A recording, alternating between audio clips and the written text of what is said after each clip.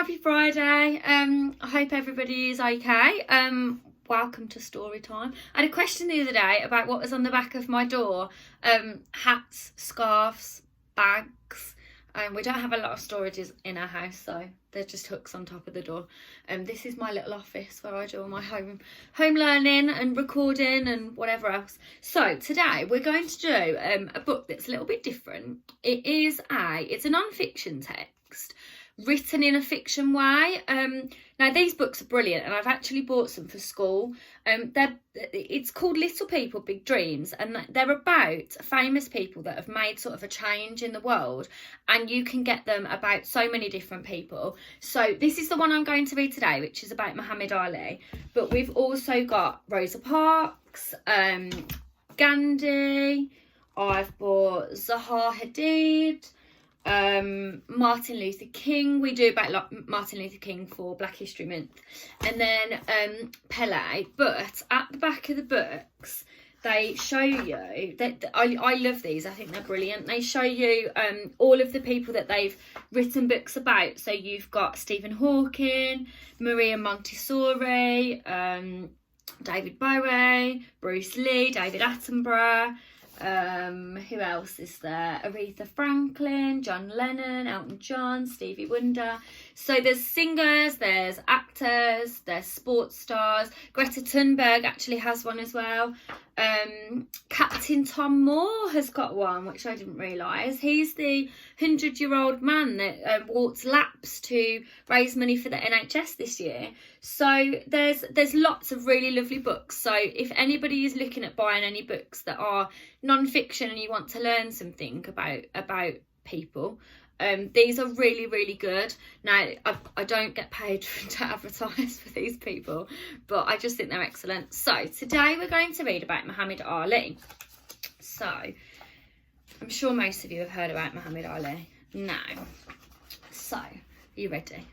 Once there was a little boy from Kentucky who knew he would go far in life. His name was Cassius, and he lived in a little house with his parents and younger brother. One day, someone stole his brand new bicycle. He told the police officer that he wanted to face the thief. The officer said, "Cassius, you better learn how to fight first." Soon, Cassius was learning how to box. He was not the strongest fighter, but he had a secret weapon. He was faster than anyone else.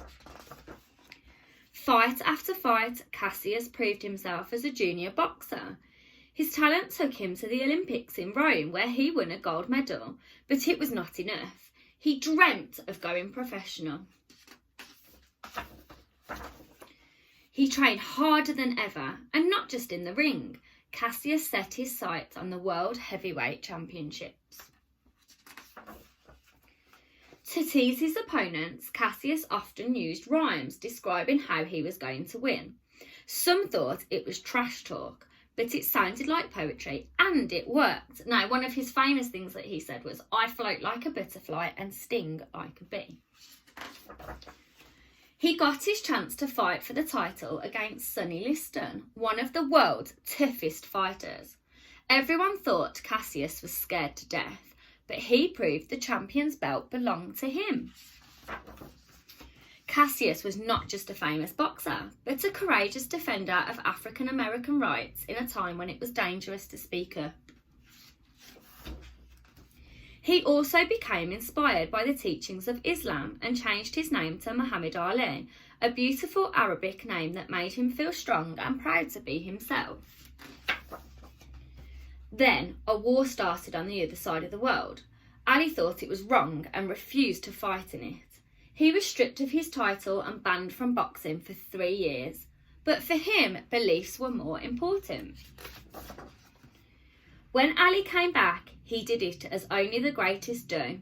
The Ali Shuffle, the rope-a-dope. He won some of the most famous fights, becoming the first boxer to win the heavyweight belt 3 times. Ali was admired and loved by people from all around the world, and when he retired, he gave all of that love back by working for charities and helping others.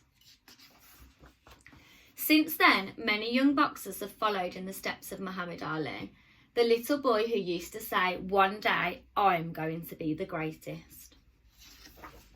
And at the back of the book, we have a timeline that shows you Muhammad Ali's life. So from 1954, when he was born, his bike was stolen when he was 12. When he was 18, he went to the Summer Olympics, and it goes on to explain how he suffered from Parkinson's disease. So he, despite his illness, he continued to spread hope by raising money for charities that helped people with this disease. So maybe you could go and you could find out a little bit more about Muhammad Ali, or you could have a think about somebody that you really admire, whether that be a football player, a cricketer, a singer, I don't know, somebody within your community that really inspires you. It doesn't have to be somebody that's really famous. And you could have a look, see if you can find out about them. So that's our Friday story for this week. I hope you have a lovely weekend, children, and we'll see you next week.